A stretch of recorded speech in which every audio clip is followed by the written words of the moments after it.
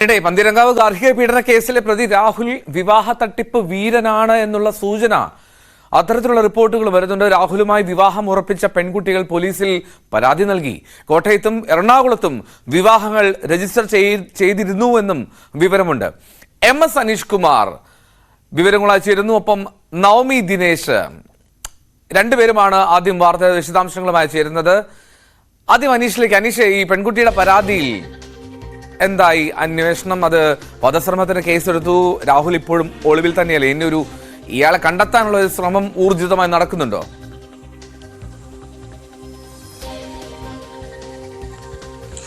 തീർച്ചയായും ഇയാൾക്ക് വേണ്ടിയുള്ള തെരച്ചിൽ ഊർജിതമാക്കിയെന്നാണ് പോലീസ് പറയുന്നത്. ആദ്യഘട്ടത്തിൽ ഈ പെൺകുട്ടിയുടെ മൊഴി അനുസരിച്ച് ഗാർഹിക പീഡനം, ആയുധം കൊണ്ട് ആക്രമിക്കൽ തുടങ്ങിയ ജാമ്യമില്ലാ വകുപ്പുകൾ പ്രകാരമാണ് കേസെടുത്തിരുന്നത്. പക്ഷേ കേസുകൾ വളരെ ഉദാസീനമായാണ് കൈകാര്യം ചെയ്യുന്നത്. തൻ്റെ മൊഴി പൂർണ്ണമായി രേഖപ്പെടുത്തി അതിൻ്റെ ഗൗരവത്തിന് യോജിക്കുന്ന കേസല്ല എടുത്തതെന്ന ഒരു ആരോപണവുമായി യുവതി രംഗത്തെത്തിയിരുന്നു. മുഖ്യമന്ത്രിക്കും വനിതാ കമ്മീഷനുമൊക്കെ പരാതി നൽകുകയും ഇവർ വിഷയത്തിൽ ഇടപെടുകയും ചെയ്യുന്ന സാഹചര്യത്തിൽ ഈ കേസിൻ്റെ ഗൗരവം മാറ്റിയിരിക്കുന്നു. ഈ രാഹുലിനെതിരെ ഇപ്പോൾ വധശ്രമം, സ്ത്രീധനപീഡനം അടക്കമുള്ള കുറ്റങ്ങൾ ചുമത്തിയിരിക്കുന്നു എന്നാണ് പന്തീരങ്കാവ് പോലീസ് പറഞ്ഞിരിക്കുന്നത്. മൊബൈൽ ചാർജറിൻ്റെ കേബിൾ കഴുത്തിൽ കുരുക്കിയടക്കം കൊല്ലാനുള്ള ശ്രമം നടത്തിയെന്ന് യുവതി പരസ്യമായി ഇപ്പോൾ വെളിപ്പെടുത്തുകയും ചെയ്തിരിക്കുന്ന സാഹചര്യം. നേരത്തെ മൊഴിയായി ഇക്കാര്യം പറഞ്ഞെങ്കിലും അത് അർഹിക്കുന്ന ഗൗരവത്തോടുകൂടി പോലീസ് എടുത്തില്ല എന്നാണ് യുവതി പറയുന്നത്. എന്തായാലും ഇപ്പോൾ അത്തരം ഒരു ഗൗരവത്തിലേക്ക് ഈ മാധ്യമങ്ങളടക്കമുള്ളവർ വിഷയത്തിൽ സജീവമായി ഇടപെടുന്ന ഒരു സാഹചര്യത്തിൽ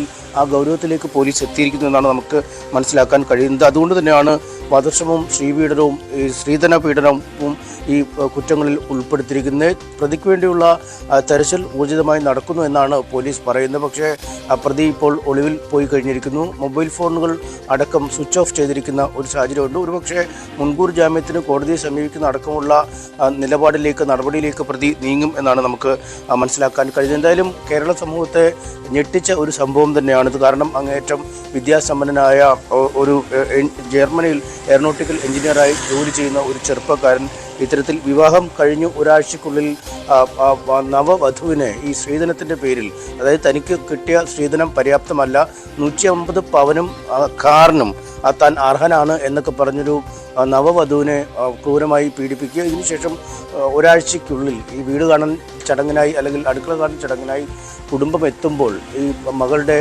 ദൈന്യാവസ്ഥ കാണുകയും അവളെ കൂട്ടിക്കൊണ്ടുപോവുകയും ആശുപത്രി പ്രവേശിക്കുകയും പോലീസ് സ്റ്റേഷനിൽ പരാതി നൽകുകയൊക്കെ ചെയ്യാമെന്ന് പറഞ്ഞാൽ അക്ഷരാർത്ഥത്തിൽ വിദ്യാസമ്പന്നനായ ഒരു ആളിൽ നിന്നും ഒരിക്കലും പ്രതീക്ഷിക്കാത്ത തരത്തിലുള്ളൊരു ഇടപെടലാണ് ഇക്കാര്യമായി ഉണ്ടായിരിക്കുന്നത്. വീട്ടിലെത്തുമ്പോൾ അതായത് വിരുന്നിനായി വീട്ടിലേക്ക് എത്തുമ്പോൾ മുഖത്തും ശരീരത്തുമൊക്കെ പാടുകൾ കണ്ട് കുടുംബം ചോദിക്കുമ്പോൾ മാത്രം ഈ യുവതി ഇക്കാര്യങ്ങൾ തുറന്നു പറയുക. കാരണം വിവാഹം വലിയ ആഘോഷപൂർവ്വം നടത്തി വരൻ്റെ വീട്ടിലേക്ക് പോയി വളരെ പെട്ടെന്ന് തന്നെ തിരിച്ചിത്തരം കാര്യങ്ങൾ പറഞ്ഞ് എത്തുന്നതിലുള്ള ഒരു ബുദ്ധിമുട്ട് ഈ യുവതികളുടെ അല്ലെങ്കിൽ ഈ വധുവായി പോകുന്ന പെൺകുട്ടിയുടെ ഒരു മാനസിക ബുദ്ധിമുട്ടൊക്കെ നമുക്ക് പരിഗണിക്കാം. എങ്കിലും കുടുംബം ചോദിച്ചപ്പോൾ മാത്രം ഈ കാര്യങ്ങളെക്കുറിച്ച് പറയുകയും പിന്നീട് ഈ കാര്യങ്ങളുമായി മുന്നോട്ട് പോവുകയൊക്കെ ചെയ്യുന്ന ഒരു സാഹചര്യം. എന്തായാലും അതിന് ആനുപാതികമായ രീതിയിലുള്ള ഒരു കേസ് ഇപ്പോൾ എടുത്തിരിക്കുന്നു. വധശ്രമം അടക്കമുള്ള, അതായത് കഴുത്തിൽ കേബിൾ ചുറ്റി കൊല്ലാൻ ശ്രമിച്ചതിന് വധശ്രമം അടക്കമുള്ള കാര്യങ്ങൾ എടുത്തിരിക്കുന്നു. ഒപ്പം സ്ത്രീധനം പറഞ്ഞ് പീഡിപ്പിച്ചതിന് സ്ത്രീധന നിരോധന നിയമം അടക്കവും കേസെടുത്തിരിക്കുന്നു എന്ന് പോലീസ് പറയുമ്പോൾ കാര്യങ്ങൾ ഇനി കുറച്ചുകൂടി വേഗത്തിൽ മുന്നോട്ട് പോകുമെന്ന്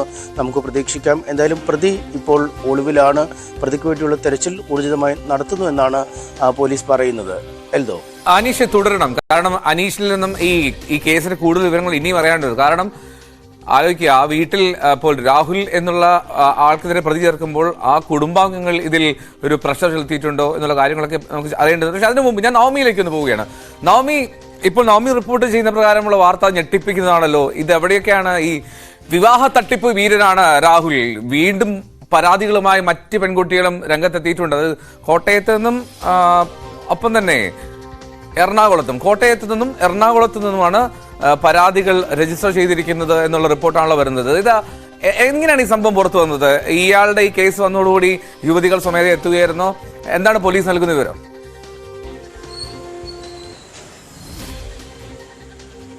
എൽദോ, ഈ രാഹുലിനെതിരെ വരുന്ന വാർത്തകളൊക്കെ ഞെട്ടിപ്പിക്കുന്നതാണ്. ഏറ്റവും ഒടുവിൽ വരുന്ന വാർത്ത പ്രകാരം 2 പെൺകുട്ടികൾ, അതായത് കോട്ടയത്തും എറണാകുളത്തും ഉള്ള 2 പെൺകുട്ടികളാണ് ഇപ്പോൾ രാഹുലിനെതിരെ പോലീസിന് പരാതി നൽകിയിരിക്കുന്നത്. ഈ പറവൂരിലെ പെൺകുട്ടിയുടെ വെളിപ്പെടുത്തലിൽ അല്ലെങ്കിൽ അവൾ അനുഭവിച്ച പീഡനങ്ങൾ മാധ്യമങ്ങളിലൂടെ പുറം ലോകം അറിഞ്ഞതിന് ശേഷമാണ് ഈ പെൺകുട്ടികളും രാഹുലിനെതിരെ പരാതിയുമായി രംഗത്തെത്തിയത്. പക്ഷെ അവർ മാധ്യമങ്ങൾക്ക് മുൻപിൽ പ്രതികരിക്കാൻ തയ്യാറാകുന്നില്ല. കാരണം അവരുടെ ഐഡന്റിറ്റി പുറത്തു വരുന്നതിൽ അവർക്ക് ചെറിയ ആശങ്കയുണ്ട്. അതുകൊണ്ട് നേരെ പോലീസിൽ പരാതി നൽകുകയായിരുന്നു. എന്തായാലും ഈ രാഹുൽ വിവാഹ തട്ടിപ്പ് വീരൻ തന്നെയാണെന്ന് ഉറപ്പിക്കുന്ന സംഭവങ്ങളാണ് ഓരോ നിമിഷവും പുറത്തു വന്നുകൊണ്ടിരിക്കുന്നത്. ഈ കോട്ടയത്തെയും എറണാകുളത്തെയും പെൺകുട്ടികൾ പറയുന്നത് ഇവരുടെ വിവാഹം രജിസ്റ്റർ ചെയ്തതാണ്. അതിൽ ഒരു പെൺകുട്ടി ഈ രാഹുലിന്റെ സ്വഭാവ വൈകല്യം മനസ്സിലാക്കിയതിനു ശേഷം അവരെയും രാഹുൽ ഇത്തരത്തിൽ ഉപദ്രവിക്കുമായിരുന്നു. പക്ഷെ അത് ഏത് തരത്തിൽ, ഒരു പ്രണയ വിവാഹമായിരുന്നോ അതോ വീട്ടുകാർ കൂടി ആലോചിച്ച് നടത്തിയ വിവാഹമായിരുന്നു എന്നത് ഇനി പുറത്തു വരേണ്ടതുണ്ട്. അതെന്തായാലും പോലീസാണ് വ്യക്തമാക്കേണ്ടത്. അതിനായി തീർച്ചയായും ഈ പെൺകുട്ടികളെ കൂടുതൽ ചോദ്യം ചെയ്യേണ്ടതുണ്ട്, അല്ലെങ്കിൽ അവരുടെ മൊഴി എടുക്കേണ്ടതുണ്ട്. എന്തായാലും പെൺകുട്ടികൾ പോലീസിന് നൽകിയ പരാതി, ഈ രാഹുൽ തങ്ങളെയും വിവാഹം രജിസ്റ്റർ ചെയ്തിട്ടുണ്ട്, ഇത്തരത്തിൽ ഗാർഹികമായിട്ടുള്ള പീഡനം അല്ലെങ്കിൽ രാഹുലിന്റെ സ്വഭാവ വൈകല്യം തിരിച്ചറിഞ്ഞതിന് ശേഷമാണ് തങ്ങൾ വിവാഹമോചനം നേടിയത്. അതിലൊരു പെൺകുട്ടിയാണ് വിവാഹമോചനം നേടിയത്. മറ്റൊരു പെൺകുട്ടിയുടെ വിവാഹമോചന കേസ് നടക്കുന്നതേ ഉള്ളൂ. അതും ആ വിവാഹമോചനം നേടാതെയാണ് പറവൂരിലെ പെൺകുട്ടിയെ രാഹുൽ വിവാഹം ചെയ്യുന്നതും. ഇത് കുടുംബത്തിന് അറിയാമായിരുന്നു എന്നും ഈ പെൺകുട്ടികൾ പറയുന്നുണ്ട്. അങ്ങനെയാണെങ്കിൽ കുടുംബമടക്കം ഈ പറവൂരിലെ പെൺകുട്ടിയെ പറ്റിക്കുന്ന ഒരു സാഹചര്യമാണ്, ഗുരുതരമായിട്ടുള്ള കുറ്റകൃത്യമാണ് അവരും ചെയ്തത്. രാഹുലിന്റെ ഈ ഒരു സ്വഭാവം അത് ആദ്യമായിട്ടല്ല. മറ്റ് പെൺകുട്ടികളോടും ഇത്തരത്തിലുള്ള സ്വഭാവ വൈകല്യം രാഹുൽ കാണിച്ചിരുന്നു എന്ന് അവർ വ്യക്തമാക്കുന്നുണ്ട്. എന്തായാലും ഇതിന്റെ കൂടുതൽ വിശദാംശങ്ങൾ തേടേണ്ടത് പോലീസാണ്. തീർച്ചയായും ഈ 2 പെൺകുട്ടികളെയും വിളിച്ചു വരുത്തി അവരുടെ മൊഴിയെടുക്കുവാനും കൂടുതൽ തെളിവുകൾ രാഹുലിനെതിരെ ശേഖരിക്കുവാനുമാണ് പോലീസ് തീരുമാനിച്ചിരിക്കുന്നത്. എന്നിരിക്കെ പന്തീരാങ്കാവിൽ ഈ പെൺകുട്ടി നേരിട്ട, അതായത് പറവൂരിൽ നിന്നും കല്യാണം കഴിഞ്ഞ് പന്തീരാങ്കാവിൽ ഭർത്താവിന്റെ വീട്ടിൽ പോയ പെൺകുട്ടി നേരിട്ട വലിയ കൊടിയ രീതിയിലുള്ള പീഡനം, അത് തെളിവുകൾ സഹിതം പോലീസിനോട് പറഞ്ഞിട്ട് പോലും പോലീസ് കേസെടുക്കാതെ അല്ലെങ്കിൽ നിസാര വകുപ്പുകൾ മാത്രം രാഹുലിനെതിരെ ചുമത്തിയിരിക്കുന്നത് അത് ഗുരുതരമായ കുറ്റം തന്നെയാണ്. മനുഷ്യാവകാശ കമ്മീഷൻ ഇടപെട്ടതിന് പിന്നാലെയാണ് കൊലപാതക, വധശ്രമം അടക്കമുള്ള വകുപ്പുകൾ ചുമത്തി രാഹുലിന് എതിരെ കേസെടുത്തിരിക്കുന്നത്. പക്ഷേ ഒരു കാര്യം, ഈ മാധ്യമങ്ങളിൽ ഈ വാർത്ത വന്ന് 48 മണിക്കൂറുകൾ കഴിഞ്ഞതിന് ശേഷമാണ് ഈ വധശ്രമത്തിന് കേസെടുത്തത്. അതിനു മുൻപ് ഈ പീഡനം നേരിട്ട്, അതായത് ഈ പെൺകുട്ടിയെ ഭർത്താവിന്റെ വീട്ടിൽ നിന്നും തിരിച്ചു കൊണ്ടുവരുന്ന സമയത്ത് തന്നെ ഈ കുടുംബം പന്തീരാങ്കാവ് പോലീസിന് പരാതി നൽകിയിരുന്നു. പക്ഷേ പോലീസ് രാഹുലിനെതിരെ അന്വേഷണം നടത്തുകയോ അല്ലെങ്കിൽ അറസ്റ്റിലേക്ക് കടക്കുകയോ ഒന്നും തന്നെ ചെയ്തിട്ടില്ല. ഇത് തന്നെ വ്യക്തമാകുന്നത് പോലീസും ഈ രാഹുലും അല്ലെങ്കിൽ രാഹുലിന്റെ കുടുംബവും തമ്മിലുള്ള ഒരു ഒത്തുകളിയാണോ എന്നുള്ളൊരു സംശയമാണ് ഇവിടെ കുടുംബം ആരോപിക്കുന്നത്. ഈ പെൺകുട്ടി പറയുകയും ചെയ്യുന്നുണ്ട്, ഈ പരാതിയുമായി പോലീസ് സ്റ്റേഷനിൽ ചെന്നപ്പോൾ രാഹുൽ പോലീസുകാരന്റെ തോളിൽ കൈ ഇട്ടുകൊണ്ട് നിൽക്കുന്നതാണ് കണ്ടത്. ഇതിൽ നിന്ന് തന്നെ തങ്ങൾക്ക് നീതി കിട്ടില്ല എന്ന് ഉറപ്പായിരുന്നു എന്നും പെൺകുട്ടി പറയുന്നുണ്ട്. എന്തായാലും മനുഷ്യാവകാശ കമ്മീഷൻ അടക്കം ഇടപെട്ട സാഹചര്യത്തിൽ, ഇന്നലെ മന്ത്രി വീണ ജോർജ് അടക്കം ഇടപെട്ട സാഹചര്യത്തിൽ, വനിതാ കമ്മീഷനൊക്കെ ഇടപെട്ട സാഹചര്യത്തിൽ എത്രയും വേഗം രാഹുലിനെ അറസ്റ്റ് ചെയ്യാനുള്ള നീക്കത്തിലേക്കായിരിക്കും പോലീസ് പോയിട്ടുണ്ടാവുക. പോലീസ് അന്വേഷണം ഊർജിതമാക്കിയിരിക്കുന്നു എന്ന് പറയുമ്പോൾ കൂടിയും എന്തുകൊണ്ട് ഈ 2 ദിവസം കഴിഞ്ഞിട്ടും രാഹുലിനെ അറസ്റ്റ് ചെയ്യാതെ, അല്ലെങ്കിൽ രാഹുലിനെ രക്ഷപ്പെടാനുള്ള ഒരു വഴിയാണോ പോലീസ് ഒരുക്കി കൊടുത്തത് എന്നുള്ളൊരു ചോദ്യമാണ് ഇവിടെ പ്രധാനമായും ഉന്നയിക്കപ്പെടുന്നത്. ഇന്നലെ ന്യൂസ് 18നോട് ഈ പെൺകുട്ടി നടത്തിയ വെളിപ്പെടുത്തൽ അത് ഏറെ വേദനിപ്പിക്കുന്നതാണ്, ഞെട്ടിപ്പിക്കുന്നതാണ്.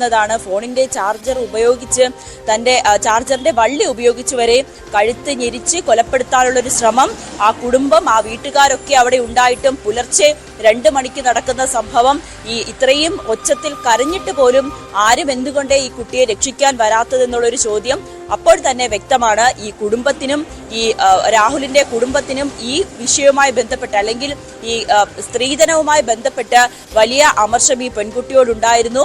അവൾ ആ ഒരു രീതിയിലേക്ക്, അവളെ ഉപദ്രവിക്കുമ്പോൾ പോലും അത് എതിർക്കാൻ ഈ കുടുംബം വന്നില്ല എന്നുള്ളത് തന്നെ ഏറ്റവും വലിയ സൂചന തന്നെയാണ്. ഒരു വിസ്മയോ ഉത്രയോ ഉണ്ടാകുമ്പോൾ മാത്രം നമ്മൾ ഈ സ്ത്രീധനത്തിനെതിരെയും അല്ലെങ്കിൽ പെൺകുട്ടികൾ നേരിടുന്ന ഗാർഹിക പീഡനത്തിനെതിരെയൊക്കെ പ്രസംഗിക്കുകയും നിയമം ശക്തമാക്കുകയും അല്ലെങ്കിൽ അവർക്ക് വേണ്ടി വാദിക്കുകയും ഒക്കെ ചെയ്യുമ്പോൾ കൂടിയും അതിൽ നിന്നൊക്കെ രക്ഷപ്പെട്ടു വന്ന ഒരു പെൺകുട്ടി, ഇരയാക്കപ്പെട്ട പെൺകുട്ടിക്ക് എന്തുകൊണ്ട് ഇത്രയും വൈകി നീതി എന്നുള്ളൊരു ചോദ്യം അത് പ്രസക്തമാണ്. പോലീസാണോ അതോ നിയമ സംവിധാനമാണോ സർക്കാരാണോ ഇത്തരത്തിൽ അലംഭാവം കാണിക്കുന്നത്? ഇവിടെ ഇപ്പോൾ രാഹുലിന് അനുകൂലമായി തന്നെ കാര്യങ്ങൾ നീങ്ങുന്നു. അതായത് ഒളിവിൽ പോകാനുള്ള ഒരു സമയം പോലീസ് കൊടുക്കുന്നു എന്നുള്ള പ്രധാനപ്പെട്ട കാര്യമാണ് നോമി സൂചിപ്പിക്കുന്നത്. എന്താണല്ലോ അതിൽ കൃത്യമായുള്ള ഒരു അനാസ്ഥ സംഭവിച്ചിട്ടുണ്ട് എന്നുള്ള കാര്യത്തിൽ യാതൊരു തർക്കവുമില്ല. കാരണം ഇപ്പോൾ നോമി സൂചിപ്പിച്ചതുപോലെ ഇത്തരം കേസുകൾ വരുമ്പോൾ മാത്രമല്ലല്ലോ പൊതുസമൂഹവും ഭരണ സംവിധാനവും ഉണരേണ്ടത്.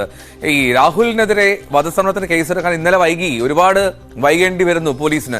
അതൊക്കെ ഒരു ഗുരുതരമായിട്ടുള്ള വീഴ്ച തന്നെയാണ്, നിസ്സംശയം. ഇപ്പോൾ യൂട്യൂബിൽ കമന്റ് ചെയ്യുന്ന ആളുകളൊക്കെ പറയുന്നു കേരളത്തിൽ ഇത്തരം സാഹചര്യങ്ങളൊന്നും നടക്കാൻ പാടില്ല എന്നൊക്കെ. കുരുള തോമസ് കമന്റ് ചെയ്യുന്നു കേരളത്തിൽ നടക്കില്ല, ഇത് നടക്കാൻ സമ്മതിക്കരുത് എന്നുള്ളതൊക്കെ. പക്ഷേ എന്ത് ചെയ്യാൻ കുരുള തോമസ്? ഇതൊക്കെയാണ് സംഭവിക്കുന്നത്. ഞാൻ അനീഷിലേക്ക് പോകുന്നു. അനീഷ്, ഞാൻ ആദ്യം ചോദിച്ചത് ഈ രാഹുലിനെതിരെ മാത്രമാണ് അന്വേഷണം. ഇപ്പൊ രാഹുലിന്റെ അമ്മ വളരെ കൃത്യമായി എന്തൊക്കെയോ സംസാരിച്ചു, അതേ തുടർന്നുള്ള ഒരു പ്രേരണയാണോ ഈ ഇത്തരത്തിലൊരു ഗാർഹിക പീഡനത്തിലേക്ക് എത്തിച്ചത് എന്നുള്ള കാര്യത്തിൽ സംശയമുണ്ട് എന്ന് പെൺകുട്ടി ഇന്നലെ നമുക്ക് നൽകിയ ആ ബൈറ്റിലുണ്ടായിരുന്നു. ഇനി മറ്റൊന്ന്, ഒരു ലോങ് ഡ്രൈവിന് പോകണമെന്ന് നിർബന്ധിച്ച് ബീച്ചിലേക്ക് കൊണ്ടുപോയി. ബീച്ചിലേക്ക് പോയപ്പോൾ അത് എനിക്കുറപ്പാണ് അത് മദ്യമായിരുന്നില്ല, മറ്റെന്തോ ലഹരി പദാർത്ഥമാണ് രാഹുൽ ഉപയോഗിച്ചിരുന്നത് എന്നൊക്കെ പെൺകുട്ടി പറയുന്നു. അപ്പോൾ ഈ അന്വേഷണത്തിന്റെ ഒരു വ്യാപ്തി അത് വലിയ തോതിൽ വേറെ തരത്തിലേക്ക് കൂടി വിപുലീകരിക്കേണ്ട സാഹചര്യമില്ലേ പോലീസിന്?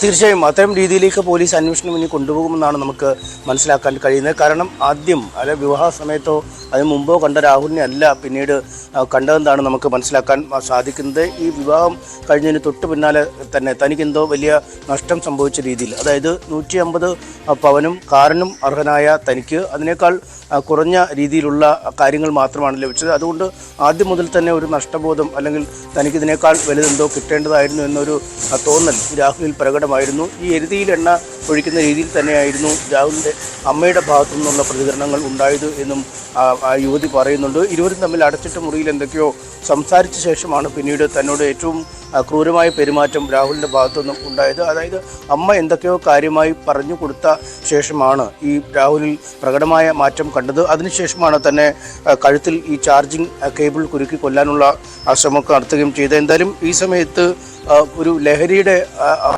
ആധിക്യത്തിലായിരുന്നു രാഹുൽ ഉണ്ടായിരുന്നത്. അത് പക്ഷേ മദ്യമല്ല, മദ്യത്തിൻ്റെതായ ഒരു മണം ഉണ്ടായിരുന്നില്ല. പക്ഷേ അതിനപ്പുറം മറ്റ് എന്തോ കാര്യങ്ങൾ കഴിച്ചിട്ടാണ് രാഹുൽ വന്നതെന്നാണ് ഈ യുവതി പറയുന്നത്. അതായത് എന്തോ രാസലഹരി, സിന്തറ്റിക് ഡ്രഗ്സ് വല്ലതും കഴിച്ചിട്ടായിരിക്കാം ഒരുപക്ഷെ രാഹുൽ വന്നത്. അതുകൊണ്ട് തന്നെ അങ്ങേയറ്റം പൈശാചികമായ ഒരു രീതിയിലുള്ള പെരുമാറ്റം രാഹുലിൻ്റെ ഭാഗത്തു നിന്നുണ്ടാകുന്നു. സാധാരണ കാണുന്ന രീതിയിലേക്കല്ല, അതിനൊക്കെ അപ്പുറം ഒരു കൊലപ്പെടുത്തുക എന്നൊരു ലാഞ്ചോട് കൂടിയാണ് രാഹുൽ എത്തിയതെന്നാണ് യുവതി പറയുന്നത്. അതുകൊണ്ട് ഇത്തരം അടക്കമുള്ള കാര്യങ്ങളെക്കുറിച്ച് ഇത്രയും പൈശാചികമായി ഒരു യുവതിയോട്, അതും അടുത്ത ദിവസങ്ങളിൽ മാത്രം വിവാഹം കഴിച്ച് വീട്ടിലേക്ക് എത്തിയ ഒരു യുവതിയോട്, അത്ര പരിചിതയല്ലാത്ത യുവതിയോട് ഇത്തരത്തിൽ ഇടപെടാൻ കഴിയുക എന്നത് മറ്റ് എന്തെങ്കിലും വസ്തുക്കളുടെ ഇടപെടൽ ശരീരത്തിൽ ഉണ്ടായിരിക്കാം, ലഹരിക്ക് അടിമയായ ആളാവാം ഒരുപക്ഷെ രാഹുൽ എന്ന രീതിയിലേക്ക് തന്നെയാണ് പരാതിയിൽ കാര്യം പറയുന്നത്. എന്നാൽ ഇതടക്കമുള്ള കാര്യങ്ങൾ പൂർണ്ണമായും പോലീസിനെ അറിയിച്ചിട്ടും ഈ മൊഴി പൂർണ്ണമായും മുഖവിലേക്കെടുക്കാൻ, അത് വിശ്വാസത്തിലെടുക്കാൻ പോലീസിൻ്റെ ഭാഗത്തുനിന്നും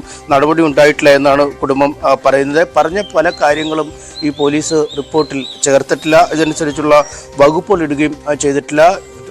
നേരത്തെ നവമി സൂചിപ്പിച്ചതുപോലെ തന്നെ ഈ പോലീസ് സ്റ്റേഷനിൽ ചെല്ലുമ്പോൾ അവിടെ രാഹുലിന് തോളിൽ കൈയിട്ട് നിൽക്കുന്ന പോലീസുകാരെ ആണ് കാണാൻ കഴിഞ്ഞത്. അല്ലെങ്കിൽ ഈ കേസിൻ്റെ അന്വേഷണത്തിന് വെച്ചപ്പോൾ അത്തരത്തിൽ ഉള്ള നിലപാടുകൾ സ്വീകരിക്കുമ്പോൾ ഒരുപക്ഷെ ആദ്യം തന്നെ ഈ പെൺകുട്ടിയുടെ കേസ് അല്പം ഗൗരവപൂർണ്ണമായി പരിഗണിച്ചെങ്കിൽ പ്രതിയെ അറസ്റ്റ് ചെയ്ത് കസ്റ്റഡിയിലെടുക്കുന്ന അടക്കമുള്ള കാര്യങ്ങൾ പോലീസിന് ചെയ്യാൻ കഴിയുമായിരുന്നു. പക്ഷേ ഒരു ഗാർഹിക പീഡനം എന്ന് പറയുമ്പോൾ ഭാര്യയെ പരാതി നൽകിയാൽ പറഞ്ഞ കാര്യങ്ങൾ പൂർണ്ണമായും വിശ്വാസയോഗ്യമാണോ അല്ലെങ്കിൽ ഇതിന് ഉള്ള തെളിവുകൾ ലഭിച്ചു എന്നതിന് ശേഷം മാത്രമേ പ്രതിയെ കസ്റ്റഡിയിലെടുക്കൂ എന്ന നിലപാടിലേക്ക് പോലീസ് നീങ്ങി. അതുകൊണ്ട് തന്നെയാണ് പ്രതിക്ക് ഒളിവിൽ പോകാൻ ഉള്ള സാഹചര്യം ഉണ്ടായത്. പിന്നീട് ഇന്നലെയാണ് ഈ വകുപ്പുകളിൽ ഈ ഗാർഹിക പീഡനത്തിനപ്പുറം കൊലക്കുറ്റവും അല്ലെങ്കിൽ വധശ്രമ കേസും ഒപ്പം ഈ സ്ത്രീധന നിരോധന നിയമപ്രകാരമുള്ള കേസുമൊക്കെ കേസുകളൊക്കെ രജിസ്റ്റർ ചെയ്ത് അതുകൊണ്ടാണ് പിന്നീട് രാഹുലിന് വേണ്ടിയുള്ള തെരച്ചിൽ ഊർജിതമാക്കിയെന്ന് പോലീസ് പറയുകയും ചെയ്യുന്നത്. എന്നാൽ ഇക്കാര്യങ്ങളിലടക്കം അതീവ ഗുരുതരമായ ഒരു വീഴ്ച പോലീസിന്റെ ഭാഗത്തുനിന്നും ഉണ്ടായിരുന്നു. ക്രൂരമായ മർദ്ദനത്തിന്റെ തെളിവുകൾ